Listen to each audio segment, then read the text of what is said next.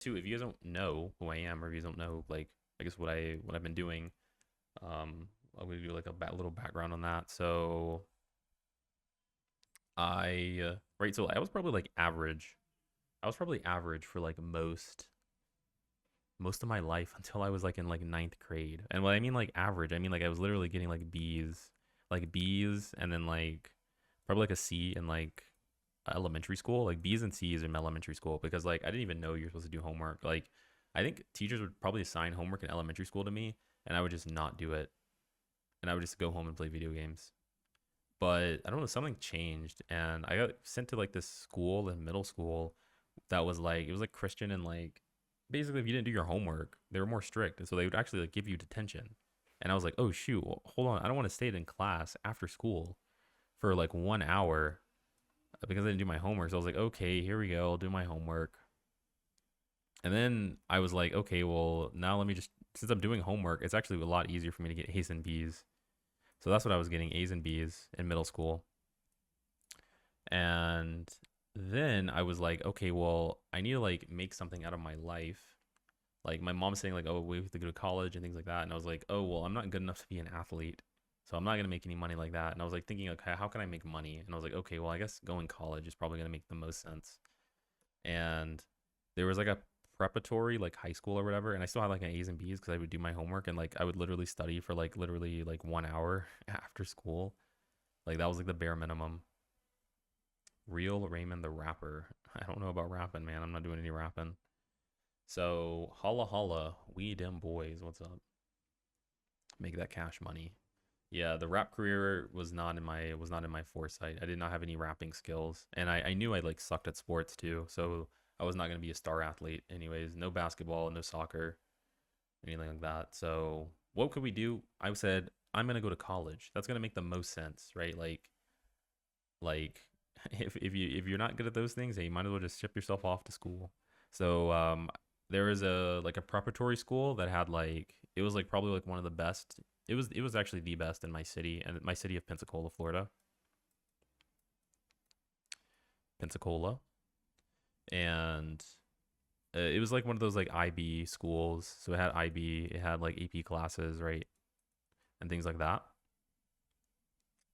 And so I was like, okay, cool. Well, let me apply. Let me see if I can get in. I don't know if they're gonna accept me or not. If they don't, then hey, we get backup plans. If they don't accept me, then I'll just have to go to a different school that has like, maybe has like AP stuff, but they're still like smart. Thanks for the follow, Dare. Yeah. So, but that's it. They accepted me. So this path never happened. And in there, I was a part of the dumb kids. I was not dumb, but like I went to this preparatory thing where everybody's like top 99th percentile. They were told they were gifted ever since they walked out of their womb. They've been getting A's ever since in life, and their parents have lots of money. Parents have lots of money, and I did not have any of that. I was getting C's in like the elementary school. I Nobody told me to study. Nobody told me to like, oh, you need to do this, this, this. I was just like, okay, well, I just don't want to sit in detention. Um, and so watching a stream on Twitch feels less weird. I don't know. Nice. I'm British. What's IB and AP? Well, IB is, you guys have IB in England. You guys have it. It's International Baccalaureate. It's a college preparatory organization for schools.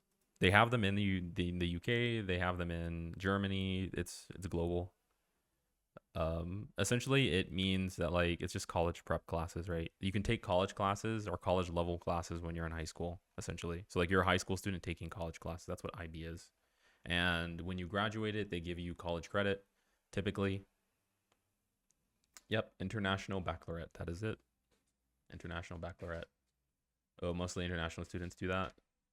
Yeah, in the United States, it's a very strong. I mean, it's college prep. Like yeah, you just get very strong as a candidate for colleges. Like in the United States, colleges like to see IB or AP. So that was that. But anyways, okay, so yeah, so I'm in this like classroom in ninth grade with all these like super smart students, and I'm probably like right here in the middle, honestly. Like I literally just, I mean, I have no real no real accolades. And I know this because whenever they get homework, they somehow know what everything is, and they're just like drilling through, like killing these things, and I'm just like, what? I think I don't have my transcripts. I don't have a picture of them, but like I had like a D, a borderline D. I think it was close, man. I think I got barely pulled like a C minus in my geometry honors class because it was just so hard, and I had never seen any of these concepts before, and we didn't have YouTube in 2012 or 20 yeah 2012. We didn't have YouTube in like 2012 like we did now, like Khan Academy and all that stuff, bro. So I was lost.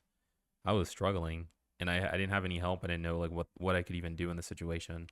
So anyways, got like probably like a C minus in my geometry class after like struggling like so hard. I was spending 1 hour studying here. I'm spending 4 hours trying to keep up with all these like rich students, essentially. I'll call them that. And 4 hours like a day probably trying to like just keep up with them. Yeah. And so okay, so like we I made it through though, actually, surprisingly. I actually made it through, and we passed, right? Like the worst thing is like getting a D is probably the worst. Because I don't know if you pass with a D. And so I like barely pulled through. I had like just probably just like not a great GPA. I mean, it was probably like subpar, like, man, I don't know, maybe like 2.8 or something. I don't remember. But anyways, so this kind of carried on. It got better because I figured out like study skills that you can do, and I was able to kind of nudge myself over to like here. But anyways, okay, let's go into this. Let's go into like the next part. I'm sure I could keep rambling about this stuff, but that's not the important part. We're here to talk about resumes and how did I get here? How much we'll get into how much money I was making too, but cool. So smart, but they really just come from resources. Yeah, exactly too. I think I like it's not even like smart. It's just like it's life is so much easier when you get born into like a family, or either you get born into a family or you get born into like some kind of community of people that can just tell you to like study and work hard. Like it's so crazy how if you just have someone that tells you like, oh, you should study, or like, oh, you should go apply to like colleges and schools or whatever. But yeah, no, I didn't have that. Lots of kids have resources but don't use them, bro. Well, you just don't even know like stuff like that. Like there's just a lot of like things that you just wouldn't know. Like, who's gonna tell you to apply to like this, this better school, right? Like, for me, I have like my little sisters, and like, they kind of went to like this average school, and I'm looking at the school, I'm like, oh my god, this is so terrible. There is no shot I would ever like do that. And so I'll just tell them like, hey, like if I were you, I would not be caught dead in this school. This school is terrible. Um, if just because you failed, like again, just because I failed here, like I would apply again and I would just try to get in. Um, Same thing with Google too. Again, this is I'm telling the story, but guys, this applies to Google. Like, yes, you failed Google once. Yeah, bro, just try again. And then try again. It's not, yeah, you failed once, but it's not over, right? Like but like people who are like students that are like like average or whatever, like they see like that failure and they're like, oh well, this will never happen. It's like, okay, well, that's not how life works, right? But again, if you don't know that stuff, you don't have anyone tell you that, like you're just so screwed. Like you give up, and that's it. That's your. So what happened? So yeah, I actually started kind of popping off like my sophomore year because I learned the study tactics. So I went from probably performing average like in that group of students, and I was actually performing better than people. Several students gave up. They gave up. They quit. They dropped out. We probably started with maybe like, again, this is college preparatory. It's very hard. It's very difficult. We probably started with maybe 300 or something, and then like by the end of it, we only had 100. Like 200 people just dropped out, and I was still like kind of kicking in, and even in this 100, I was probably in top like top 30% or something. And just from study techniques, like literally just study techniques. Like I'm not, again, not smart. I by any means. I just like, oh, I can do these techniques and they can actually boost me like a lot. So did those techniques, and we took the SAT because you have to take the SAT to get into college. But nobody told me you're supposed to study for it. Nobody told me, and so I scored right there, back in the middle of the stupid SAT, despite the fact that I was actually like pulling in of again these top preparatory people. We have people who are going to Harvard. from my class in high school. There's people who are, at Yale, people who are at MIT, Pennsylvania, and I'm sitting here with like 50 percentile. Like these people scored like 99th or whatever. And I'm like, "Oh my god. This is crazy."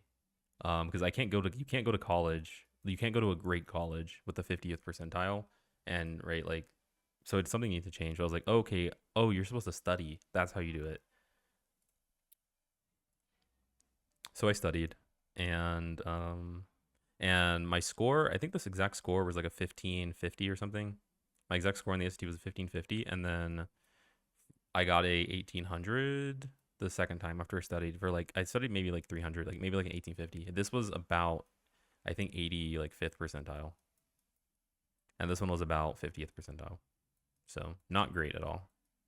And but I boosted this massively. Like this was good enough for me to get into like the university that I eventually went into. And like the overall like I guess reason that I'm bringing this up is just to know that like uh studying matters. Like one, studying matters a lot, but like also like if you kind of give up, right? Like one, there's the 300 people who end up leaving just because they just didn't want to do the work, or maybe it was too hard for them. I don't know. They gave up. They didn't want to study the 4 hours every single day. Like they just couldn't. And they would rather like party or watch TV or whatever. Which is okay. But like if you kind of just give up, like you just take yourself out and you're not actually going to get there. That said, I'm okay like working really hard for long periods of time, or like for 4 hours. I can do 4 hours of work a day. That's okay for me. Same thing here too. Like I could have got this 50th percentile. I just said, oh well, that's it. I'm not going to study. But then I did study and I was like, okay, well here, like I get this higher score. And this stuff matters. I wish somebody could have told me this. Like this is the same thing too where I'm saying that like, bro, your family matters, because if someone in my family could have said, "Oh, your SAT score matters. Like you really, really, really, really need to do this." I could have grinded and I could have gotten to here for sure. For sure, I think. I mean, it's just studying in my opinion. I don't know, like maybe I'm crazy, but like um it sucks because if I had this, then I would have had like Harvard or whatever. I could have gotten into Harvard, and then when I get into Harvard, like I get way more job opportunities and I'm considered like the smart person. Like I'm part of like the club, but like it's really just like the study club, it feels like. But instead, I kind of had to just I kind of tell with this, and I could have studied more, but this snowballs into like this means that like I get to go to this great school, and I get all my friends are working at Google now that I met at this college. We have like maybe 100 people from my college working at Google, or maybe in my class, or Google, Facebook, whatever. And if I need any referrals right now, like I kind of have that in life, so it sets up your positioning in life. You get a snowball effect for sure for being kind of one of the wealthy. It's gonna take a while, I think. But yeah, anyways, this is why like I bring it up, and it's kind of frustrating for me because I wish somebody just would have said, "Oh, you're supposed to study for the SAT." Like I don't think I ever had anybody tell me that. It was more just you need to study for your classes. Most folks at elite institution come from money. Is just what it is. You have them say they're because of hard work, but that's just a dodge to say poor folks don't work hard. No, no, no. I mean, like it is hard work too, for sure, right? Like I mean, again, you have to study like the 4 hours. You have to put in the work. If you don't put in the work, you're not gonna get there. 100. It's 100% hard work, at least in my opinion. I but you also have to work on the things that actually matter. You need to focus. If you put your hard work into the SAT, you will 100% go to a good college. Like, I mean, I guess not 100%, right? But like, it will improve your odds of going to college. You cannot get to Harvard if your SAT score is low, like, is not of this certain threshold, right? And that's where the hard work comes in. You need to like fix it on the things that actually matter. But feels like referrals hold more importance than with resume. Yeah. Did you get a full free ride to scholarship? Yeah. So anyways, I ended up getting accepted to University of Florida, which is a pretty good school. I mean, it's the best in Florida for sure. And also, the University of Florida is amazing because they give out amazing college tuition. So they gave me like I think my only price, the only thing I had to pay, the tuition was paid. I also had Pell Grants because I was poor. From going from here, I guess going from here, I was from a poor background. So, anyways, I didn't have any money. Family didn't have any money. So, I got like Pell Grants, which were given to people without money. And that basically meant that like, I didn't have to pay, one, I didn't have to pay any tuition. And then two, I got like, basically didn't have to pay for any apartments really. And so It was essentially like a almost full ride. Like I was probably paying maybe $3,000 a year.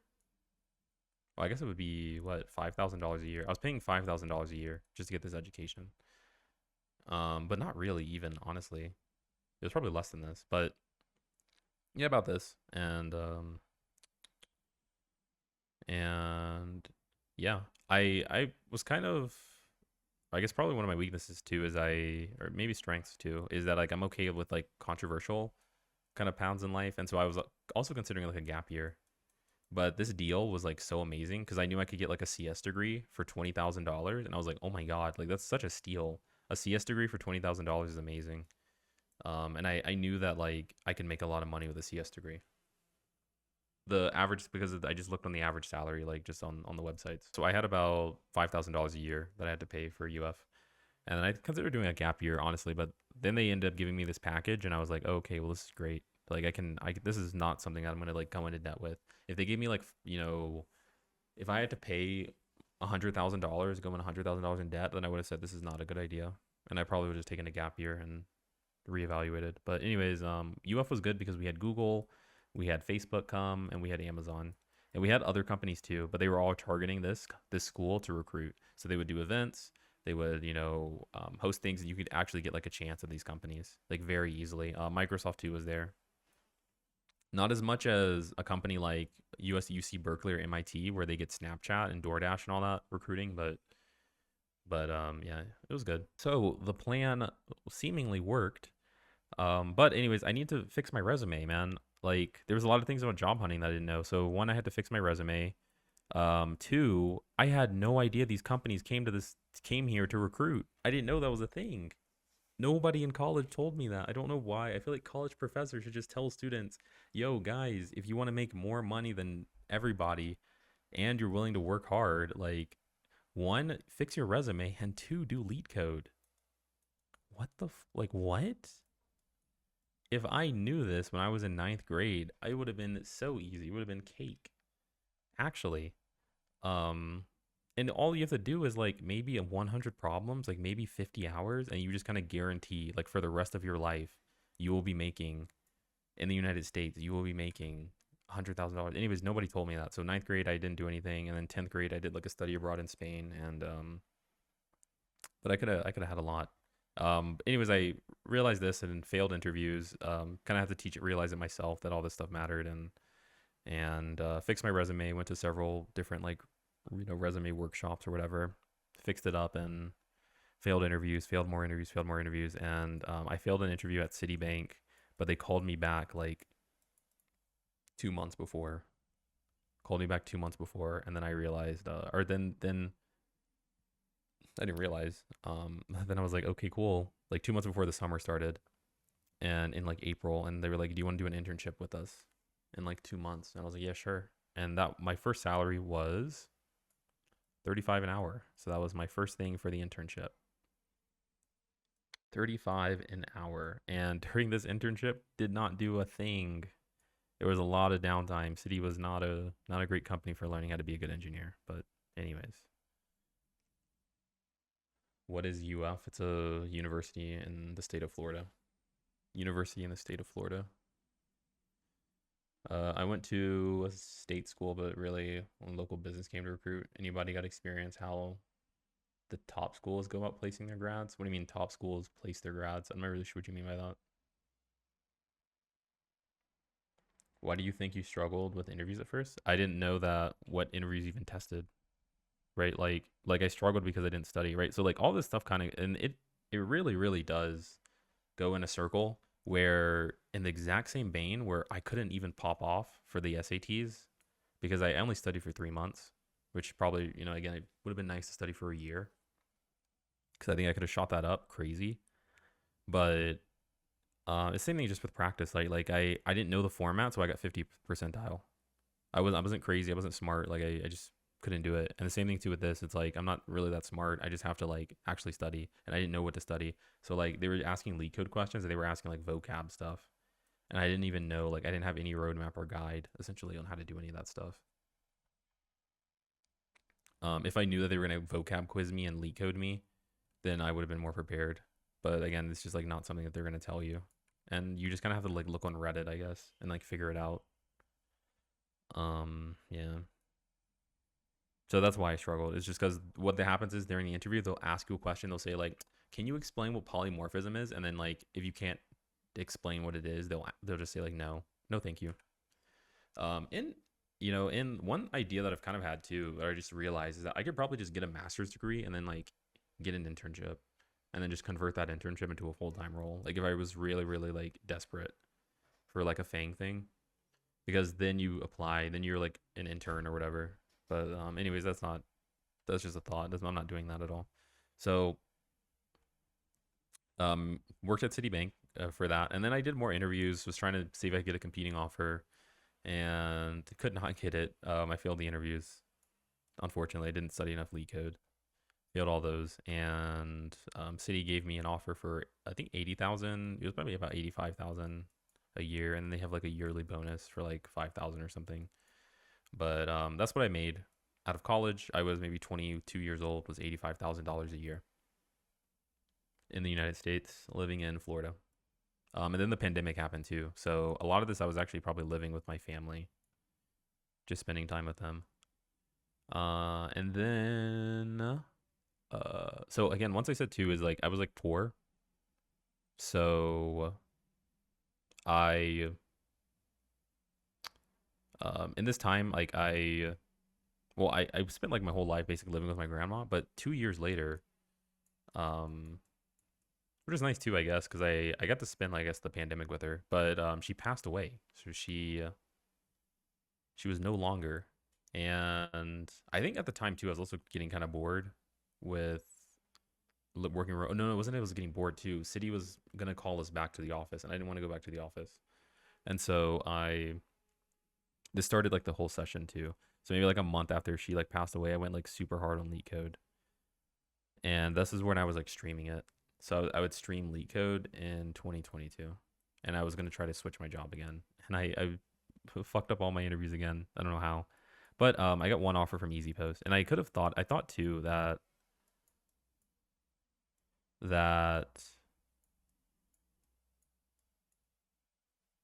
in 2022 I had an offer from Easy Post. It was for $120,000 a year, 120K, and it was fully remote.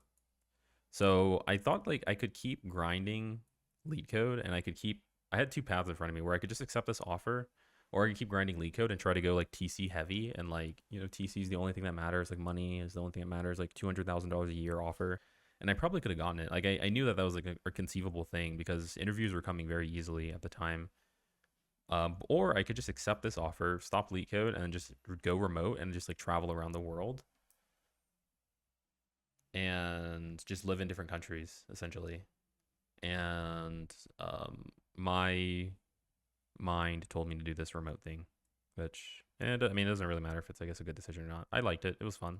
So I sat here, and for the next year, I was just traveling around Italy and a little bit like 1 week in Italy, mostly just Latin America and Colombia and Mexico and a little bit of Argentina.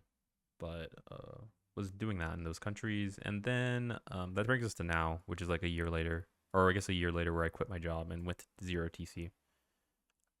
So, anyways, that's all the money I've made over the year. That's like my essentially kind of like my life leading up to this, which is, I guess, doing YouTube stuff. Going to the office is kind of helpful for learning. Yeah, I think I just didn't want to go to the office though. Like it's 100% like, bro, my brain cells probably during the pandemic were lost. They were actually negative. So I didn't I didn't do a whole lot of learning. And if the pandemic never happened, my life would be a lot different. I probably wouldn't be streaming on Twitch. Be I would probably be just working in Florida, or maybe I switched jobs and got like a Google offer or something. I don't know, but I'd probably just be living the normal US life. So but yeah, I definitely like office definitely would have been nice for me learning. I probably would have also learned a lot more about software engineering if the pandemic never happened. My professor was my downfall too, bro. I told him I wanted to be a web dev, and he said that category is dead. You have all these template sites, so I switched to operation admin work. Rip Adrian Ford. Interesting idea with master's degree internship. Kind of feels like a cheat code because internship interviews are usually easier. Yeah, they're way easier. Internship interviews are way easier. But then at the same time, you still have to do a master's degree. Yep, true. Why did I quit? Things were getting like hectic. I wanted to like stay there, but like people were just like dropping. Like one, we had like layoffs. There were mass layoffs were happening, and then two, things were just getting hectic in the company. I don't know why. I think they were like trying to use this as an opportunity, mass layoffs as an opportunity for them to like start exchanging employees. But people just disappeared. They were just gone, and then there was just a lot of lying within the company. It was crazy, man. And I was like, okay, I'm out. And then I think they were trying to get more effort out of employees. So what they'll do is they'll fire employees and then get more effort out of the juice the ones that are here. So yeah, crazy. Uh, dang, done, dirty ahead of staff. They intentionally had me take a math course I didn't need. Comfy Ren. Watch the beginning of your stream. One of my major projects at work is a greenfield project with no users. What kind of metrics can I use on my resume? Did I have a backup? No, bro, I just quit. I did not have a backup in this market. Not in this job market. No backups, man. Also, there's a lot of YouTube chatters and actually no Twitch chatters. I'm kind of surprised about that.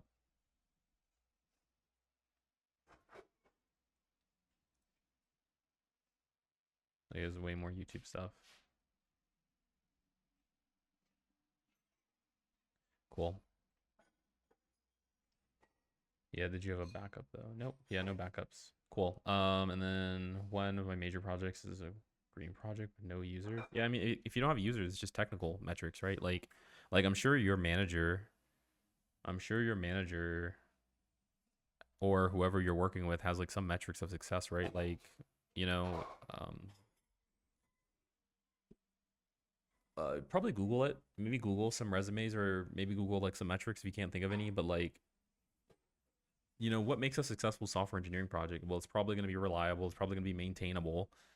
Ideally, it's going to have like some effect on the world. Like, you improve like presence. Again, I don't know what your greenfield project is, but like if you're working with, again, I know you're probably not working with plants, but like if you made some software that lets you auto water plants, well, then you improved like the water content of plants by like 200%. You reduce time or something, right? You know what I mean? Like, I don't know. Why'd you leave Easy Post and City? Are they both quite prestigious in finance and tech? I don't know if Easy Post is prestigious, but I left I left City because I was just kind of bored and I didn't want to return to office. That was probably the biggest thing. I didn't want to return to office and then maybe being a little bit bored. And then I left Easy Post because it was getting crazy there. Actually insane. Just a lot of work for like no reason at that too, and just lies. Why would you move to SF? Yeah, that's the plan, is to move to San Francisco, and I'm gonna get more into business stuff. I want to get really into startups and I want to get more into building businesses and things like that. Yeah. Midnight Simon. The Midnight Simon. The Twitch streamer, YouTuber. That video editor should have finished those videos too by now. It's been like a week, man. Greenfield project is one that started from scratch, nothing to do with the environment. Yeah. Like I said, I didn't think it had anything to do with plants, but like I said, like you have some project. It's solving some problem. You can break that problem down and use that as metrics, or but again, I don't know what the components of like. I haven't really thought about how you can generate metrics, but there are metrics in like everything.